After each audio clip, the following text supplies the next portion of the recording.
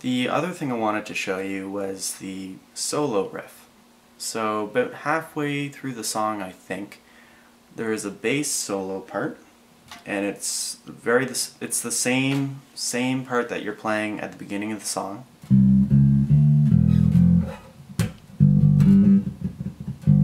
Except for when you're about to go back up for your high G octaves with the blank notes, what happens is it goes.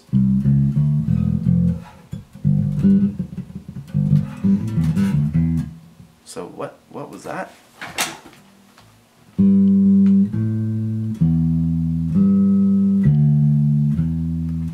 So the fingering might make it look a bit weird, but all I'm playing is G, which is the 5th fret on the D string, A, which is the 7th fret on the D string, E, which is the 7th fret on the A string, back to G, which is the 5th fret on the D string, then D, which is the 5th fret on the A string, and then E, back to E, which is the 7th fret on the A string. So.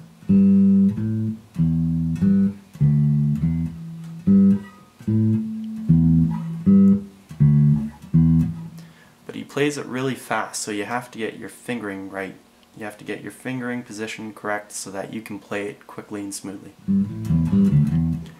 And I don't know what the original fingering was for the original bass player, but what I tend to play is I use my index finger on the G, then I'll use my pinky finger, my baby pinky finger on the A, then I'll use my ring finger on the, no ring on it yet by the way, my ring finger on the E, then my index finger again on the G, and then I'll cross over with my middle finger to the D, and then just go pinky finger back on the E. And I find for me that lets me play fairly quick without any pauses or breaks in between, because that gets played pretty quick.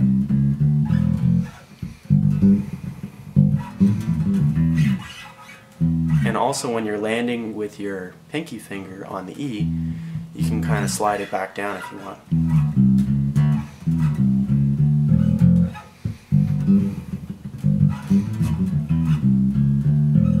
Gives it a nice tone. Then the next time, so that's on the first round.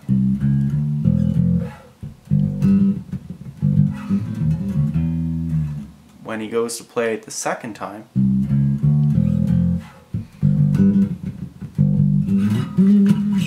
so he goes from G on the D string, and you can do it with either your pinky finger or your ring finger, but you essentially just slide from that G all the way up to the 12th fret. So, and when you get there, you use your pinky finger on the G, the high G, the 12th, and you just slide that up 12th to the 13th. So G, G sharp, G, G sharp.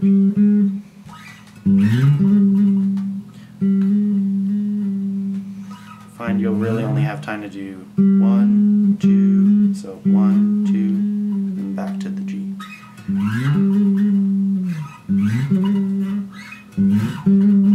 It takes a little bit of practice, but as long as you practice all of this really slow, there's no reason to rush. Get it right, get it sounding smooth, then you can slowly amp up the speed. But there's no harm in nice and slow.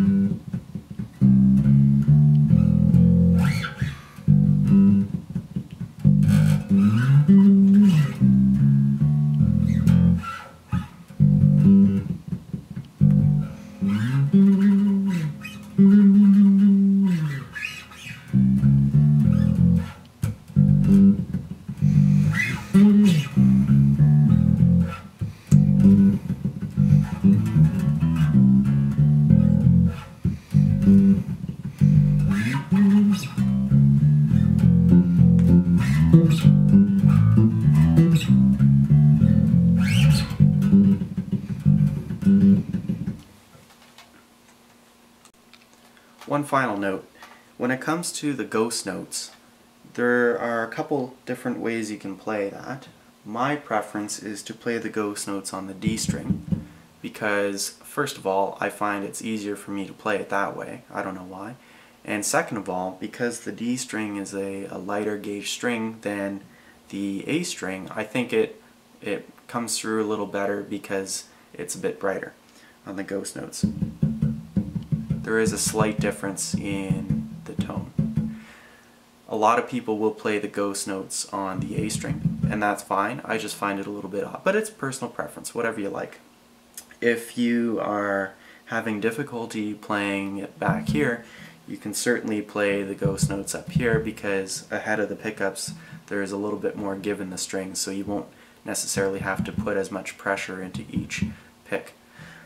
But one thing I found was when I first tried learning this song, I was putting a lot of extra force into playing those ghost notes.